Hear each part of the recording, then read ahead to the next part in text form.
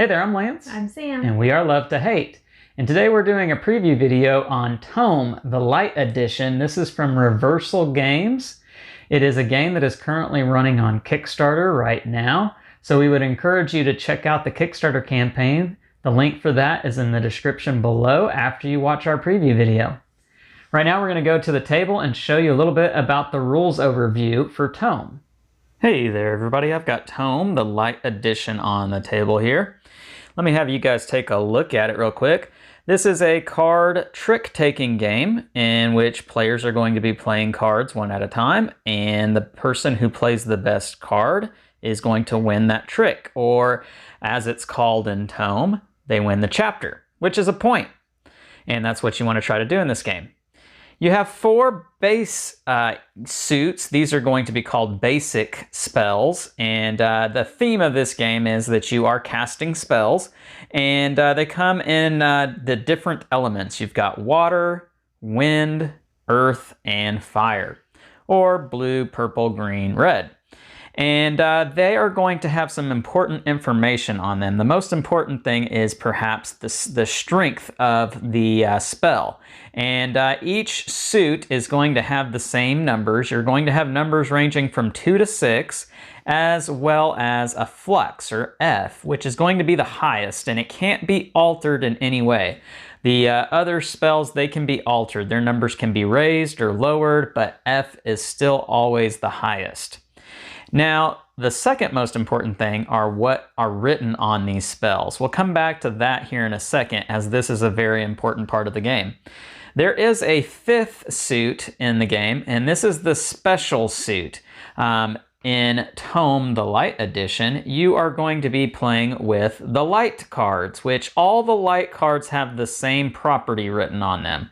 This spell is stronger than any non-trump spell. Now, if you've ever played a trick-taking game, you'll know what trump means. If you haven't, then that basically means that every round there's going to be a certain suit, one of the 4 in this game, that is going to be a better suit than the other 3 and can beat any of the cards from those 3 suits. So for instance, let's say fire is the trump spell.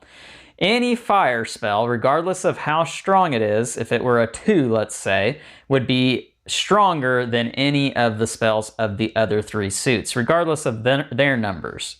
So that's how trump works in trick-taking games. Now, back to the special spell here. It is better than any non-trump spell. So, again, back to our example. If the trump suit is fire, then this special card is going to beat any of the other 3 suits. However, it will not beat the trump suit, as the trump is still better than the special. Now, that is how the suits work. Let me tell you guys how a round works. Everybody's going to be dealt 6 cards. Now, this is a team game, and so you are going to have 2 against 2. It's a team game for 4 players. And you'll sit opposite of your partner, and then after everybody gets 6 cards dealt to them, there'll be 6 cards left over in the center. You're going to form a pile, and that's going to be the title spell pile. Because at the start of every chapter or round, you'll flip over the title spell. And you're just really focused on what the color is on this card. You're not so much focused on any of the writing on the card or the number at the top, just the color. And that is going to tell you what the trump suit is for that round. So in this case, green or earth is going to be trump suit. So again, if I were to play this card, it's going to be better than any card from the other 3 suits. It will also be better than the special card, and the special card will be better than any of the other 3 suits, but not the trump suit. Hope that makes sense. Now, what you're trying to do is you're trying to play the best card to win that trick or chapter. And you're going to keep track of that using these scorecards here. That you get 2 of them, and you'll just keep track of your score. How this works, the first player can play any card they want. They don't have to play the trump suit. They can play anything. If they play a basic spell regardless if it's trump or if it's not trump, they are going to start a chain. So let's say, for instance, I play this red card. Now, the player after me is going to be inclined to want to play red as well, because they only get to do the spells written on the card so long as they keep suit with the chain. Now I started with red, so that means the player has to play red if they want to do the spell. They don't have to though, they can break the chain if they want to, and by doing so they'll negate anything written on the card, but will still get to keep whatever the power is on it. And so let's say the next player wants to play this because it's trump, green and green, and it will beat my flux, which is the highest power, remember that. However, it's red, so it's not trump. And this card here will be the higher card of the two because it is trump, regardless of the fact that it's a 5.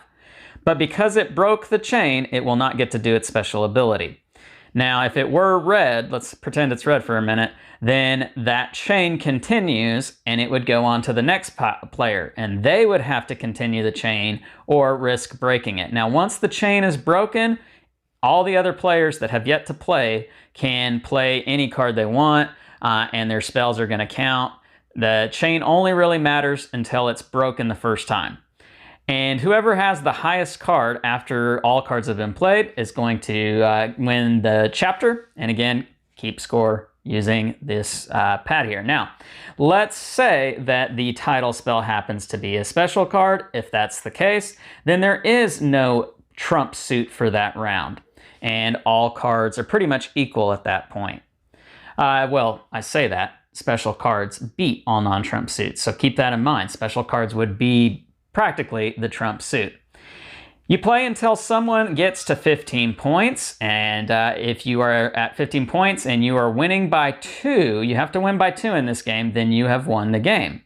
Now that is the base standard game. This game also comes with a way to play with 3 or 4 players without teams. It can be an all against all, where everybody gets one of these heart tokens. This is the survival mode, and essentially what you're trying to do, you have 2 lives here.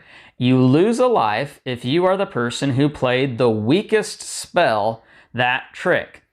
And if that happens, then you lose a life, and if it happens again, then you're eliminated. Sounds simple enough, but let me tell you guys, these cards here are very, very tricky. They oftentimes change the power of cards. They even can change the colors or the suits of the cards.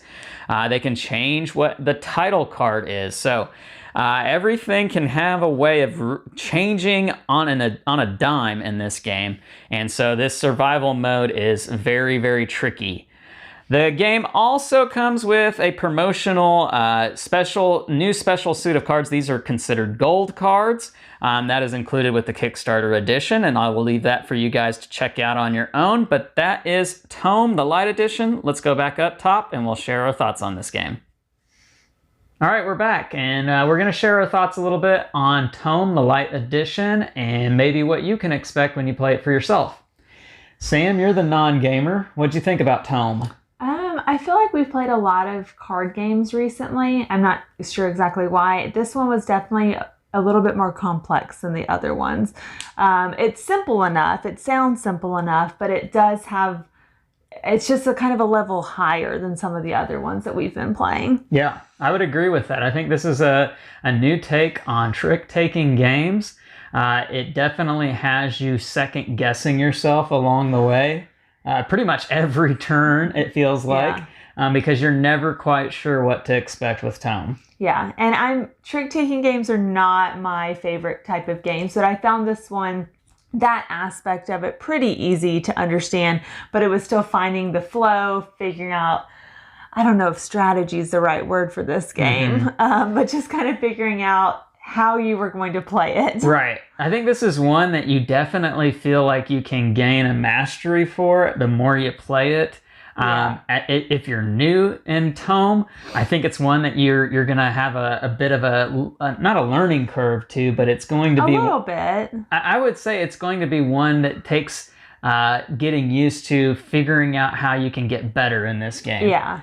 It's definitely one that I feel like you can get better the more familiar you get with the cards, the more you understand the ways certain cards play off of each other cards. Yeah.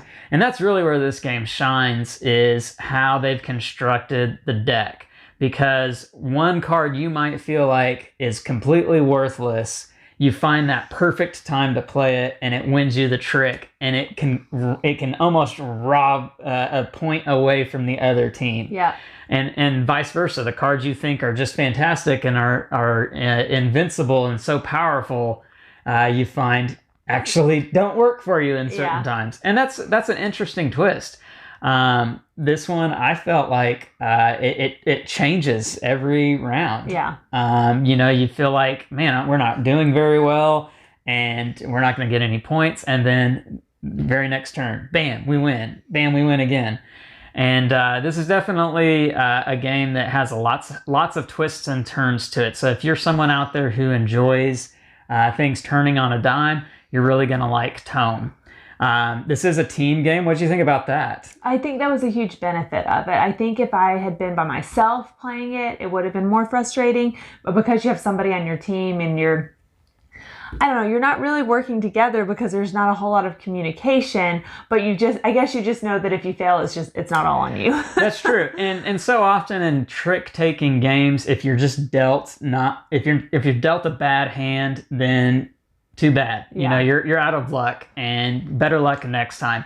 But in this game, if you don't have a good card to play that round, you can always hope that your teammate has a card that they can do.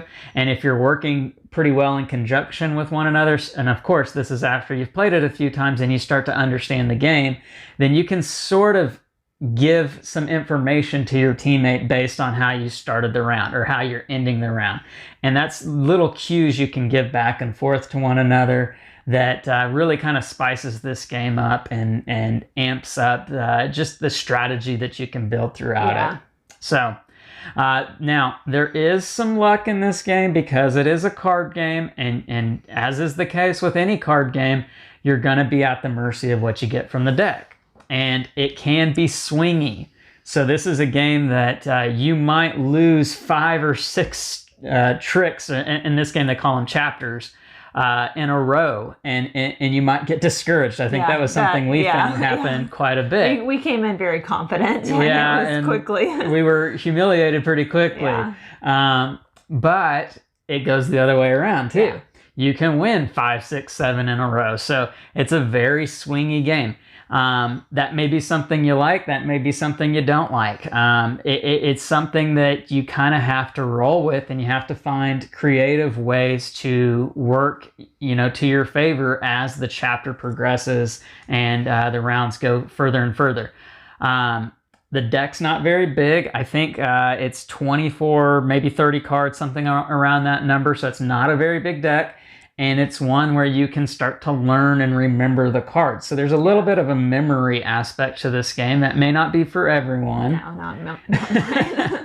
But it's one that, as we've said several times, the more you come familiar with this, the better you can get at it. And I think it's one that's going to kind of burn a place into your heart if you're a trick-taking type of person. This is a unique take on it, and I think it's very interesting. So Sam, is Tome, and this is the light edition, by the way. There's several other editions out there. This is the one that just it's the light edition, which is, my understanding, is kind of the base edition of this game. There's going to be other expansions to it, other modules that you can put in this game to make it even more complex and interesting. New cards you have to learn about. So there's that out there. But this edition right here, Sam, is it one that you think would work well with non-gamers?